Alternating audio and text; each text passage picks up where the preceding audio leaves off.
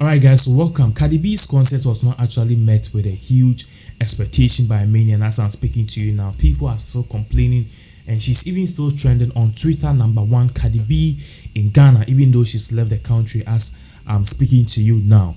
But then there's something that has happened that we think that we need to actually brief our lovely subscribers right here on Pinax TV about the current trends which is happening. Cardi B, as we all noted yesterday, she came with the bars, and then things did not go on well because celebrities, Ghana celebrities are they actually do themselves ahonhyehyɛ. I don't know the English name, but for my fellow Nigerians watching, let me say ahonhyehyɛ means self put, like you trying to force yourself on somebody.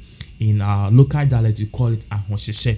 So Cardi B was there, she was coming to perform, and ahonhyehyɛ people who were not musicians, who were slay queens, smooth slay queens, who were internet sensationists. They wanted to meet her in the name of meet and dine or meet and greet. So they actually came there in numbers. They were waiting, and they were told to wait for 4 more hours only for Cardi B to go live eating chichinga and saying she loves Ghana, and then she was smoking and all of that. So that necessitated, a counter attack from celebrities and celebrities in Ghana, from the likes of Afia Schwar, Ekuapin Polo, Ifia Odo, Hajia, a lot of them. And shocking enough, Ekuapin Polo actually did a live video to address the issue, but later on she came because she actually knew what she wanted, so she was there to actually partake the event. But away from that, Cardi B, honestly, she actually follows internet a lot, and she realizes what this particular article have done to her career. So yesterday she responded even after the concert in a live video where she addressed the issue that it was not her intention to actually drop out or reschedule the particular meet and dine or meet and greet with a fellow GH slay queens and artists. They are not even artists or actresses or whatever, they are slay queens in Ghana. So she had no idea. So because of that, she actually needed to postpone it, and even it was not even in her contract. If it was, she would have gladly done it, but then that did not even start well with her, and we realized that some of the ill words that they said about this lady who was in Ghana actually got to her. So in as much as she did a video to actually address this issue, the video will be playing shortly. One person that her insult actually got to her really well was a popular comedian presenter in Ghana here, that we call her Afia Schwar. She actually came out and she blasted and grilled Cardi B well, telling her that you can't come to Ghana and do stupid things. There are people in this country, and for once, we are not animals, so treat us with respect what you do in Vegas. So this was what Queen Afia Schwar said, and then Cardi B actually did not actually take this lightly. So she came, and instead of her coming to blast or reply Afia Schwar, she actually showed maturity by accepting the responsibility for what happened, and she even went to the extent of even asking for forgiveness. And at the end of the day, she has actually quenched a hate or something by somebody which was filled with hate, anger, and a whole lot of fire in them. She's actually replied them with love and remorse. And then it's shocking how a big person like this, like Cardi B, could actually stoop so low and do this, telling us that no matter who we are, we need to be humble. Now the tweet or the post as shown on the screen, it reads, Cardi B posted this. Afia Schwar posted this, and Cardi B actually posted this in return, as we are putting up on the screen. He said, I will not wait for 4 hours for Jesus. I won't do that for Cardi B, and I'm not cheap either, and I'll not be there just like other cheap celebrities who wait and meet for somebody who is busily eating and chewing chichinga and smoking at the same time. So she posted this together with the video, and then what happened was that Cardi B actually came back later and replied to the comment under Afia Schwarzenegger's post. And then she posted, you are not a cheap celebrity, dear. Sorry for the misunderstanding. Hopefully we'll meet one day and things go different. Thank you for coming out anyways. Your country is lovely. And Afia Schwarzenegger came back and said, dear Cardi B, apology accepted. Please have a safe flight. And thank you so much. So currently this is what is going on, in as much as people have time to go and wait for Cardi B for 4 hours without even having a proper schedule. Somebody have also showed maturity. And let's put this here, Sarkodie and Shatawale did not perform. As we said, Sarkodie, he was at Kempiski. We don't know his motive for being there because we know he has a house at Tema. So why would you be at Kempiski? Perhaps maybe he was doing something there, but then the ideology, according to our team who were there, is that he actually wanted to have a one-on-one collaboration with Cardi B, or a personal thing with Cardi B. But then Cardi B, no, The level is Shatawale style. Also, a gangster, right? She's a gangster girl, and then she doesn't want to be them boss and them bossy kind of people in suit and tie like Jay-Z. No, she's a street girl. And if there's any person she did roll with, it would be Shatawale. I'm just saying my opinion. So like and share this video to your various social media handles. We'll do well to give you all the latest updates right here on Pinax TV. Thank you so much for watching. I know a couple of things, okay? I'm gonna let you know a little bit about me. I'm gonna let you know a little bit about Cardi, all right? Okay. First thing first, right? Because I asked my booking agent, right? Like, it's like, did I have a meet and greet today? And he said no. So, hold on. So a meet and greet wasn't in my contract, right? I didn't know I had a motherfucking meet and greet today. I know I had one in Nigeria and I was on time for that. I did all of that. I know I had one today, all right? When I woke up, I went downstairs at around 3 p.m. to soak up some sun in the pool, and my stomach started hurting. That shit was around like 3 p.m., right?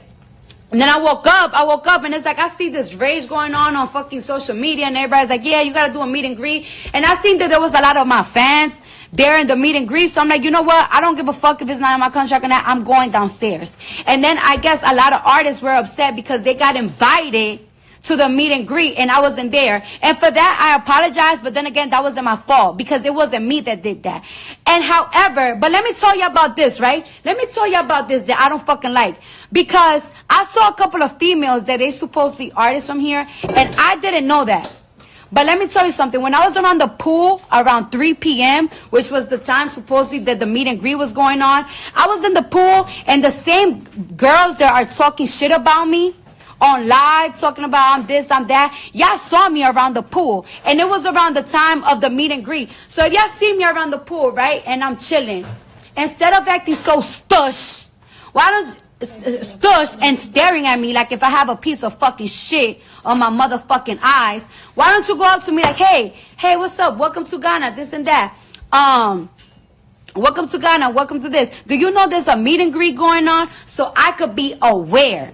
You know what I'm saying? If I was aware, if I would have known, I would have been like, oh shit, well, I'm going over there.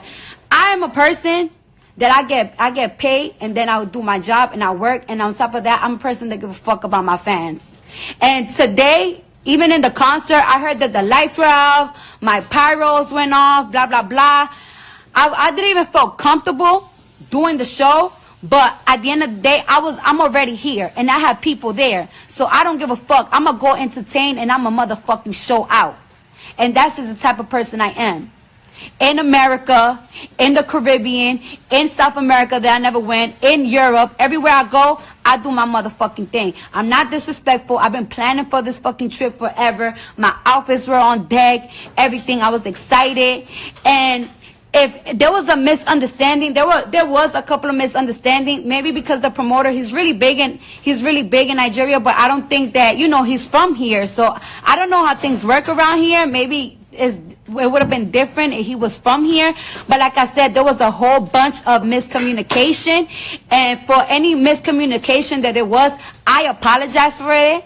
I apologize for that. I do not like to offend. I see a couple of things on social media like countries against countries, artists against artists. Let me tell you something. It don't matter where you're from. If you talented, if you holding down your country, if you're an artist, then you're amazing. Then you're that motherfucking person. I don't see nobody bigger than me, bigger than that, bigger than this, bigger than that. I don't see that way. Everybody should be treated with respect. So if certain artists came out and this and that, and people wasted your time, I apologize for that. You know what I'm saying? I apologize for that.